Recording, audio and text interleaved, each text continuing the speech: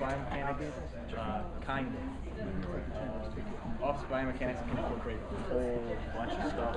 Where to put your chair, how to lift things right, your desk setup, how to use your computer, so on and so forth. So I'm not going to go all in depth, talk about everything, tell you exactly how to sit or move or whatever. I'm going to talk about mainly three conditions, the three things that most people that are in office settings can point at, and a little bit of why that kind of stuff happens, and then obviously a little bit about how you can help alleviate it or relieve it on your own, or possibly so that's pretty much the goals, to talk about the common problems, to describe the mechanisms that cause these problems, and then to talk about ways that you can improve your work environment, especially if you're sitting at a desk for a long period of time, that can help alleviate this.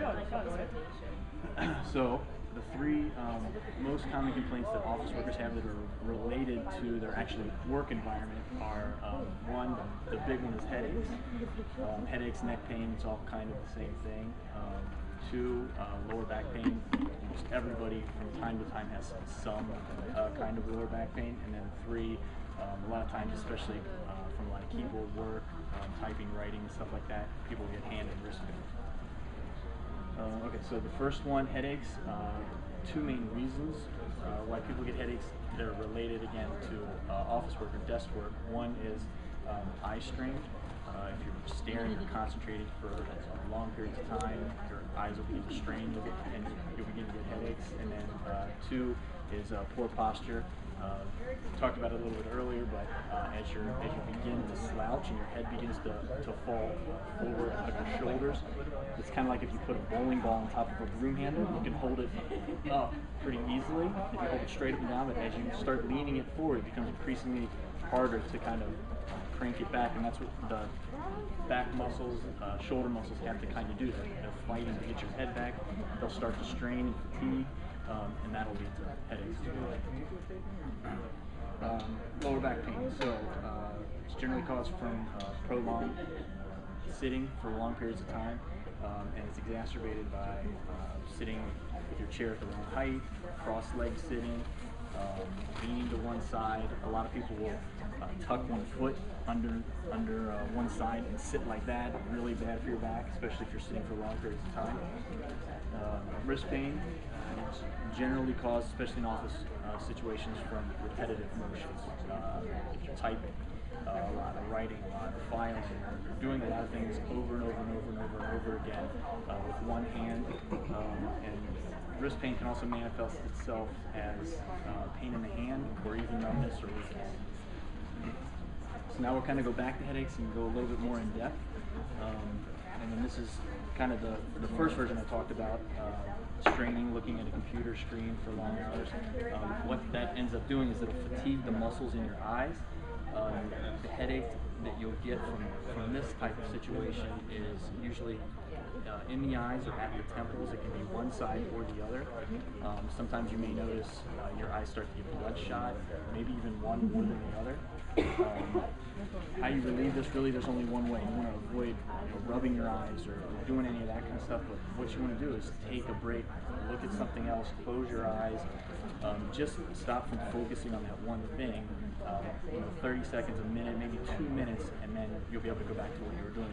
But if you're staring at something for 8 hours a day without taking a break for extended period of time, your eyes are going to fatigue.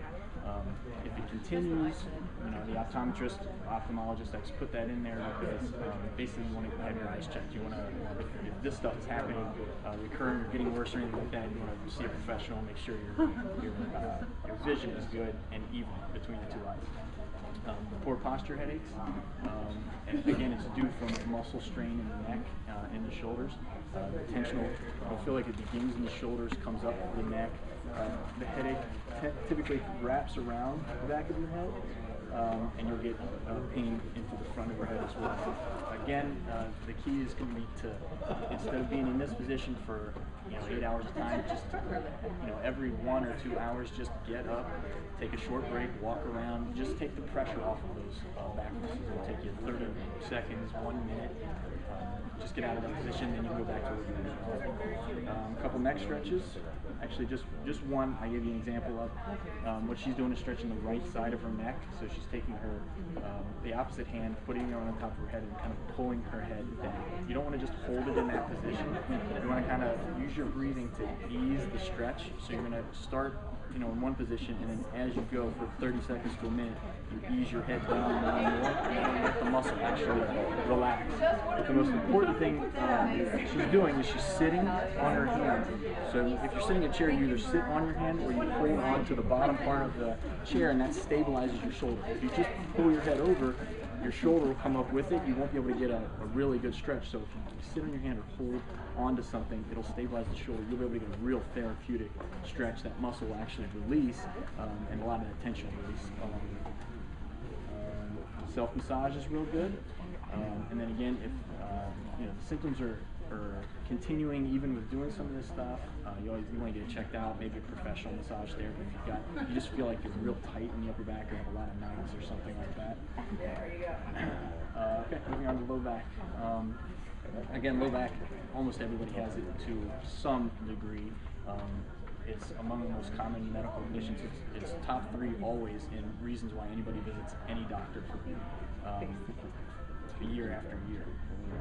Sitting increases the pressure that's put on the disc. So from standing, laying down, sitting is the worst for your back.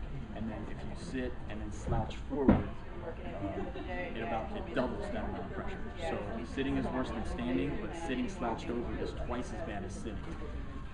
And the tendency for anybody is to sit and start slouching more and more as time goes on.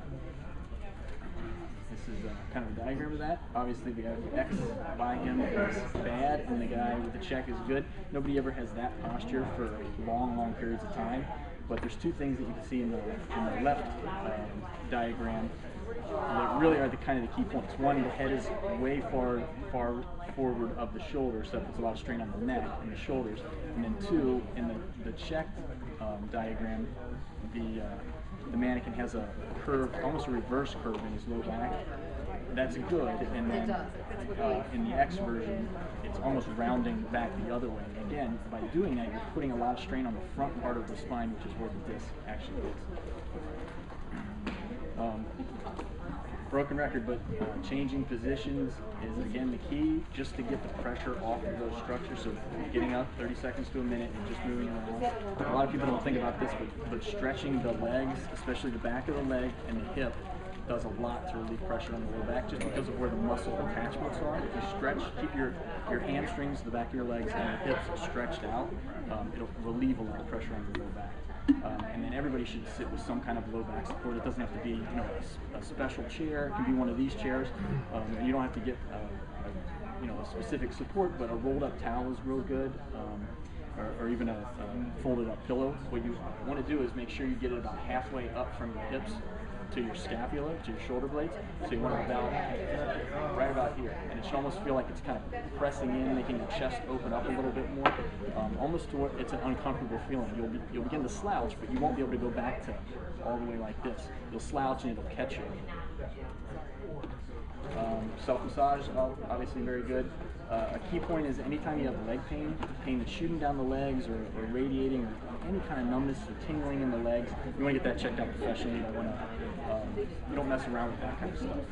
That's something that you don't want to just change habits or anything. That needs to be looked at. And prolonged symptoms, obviously, you want to get that looked at.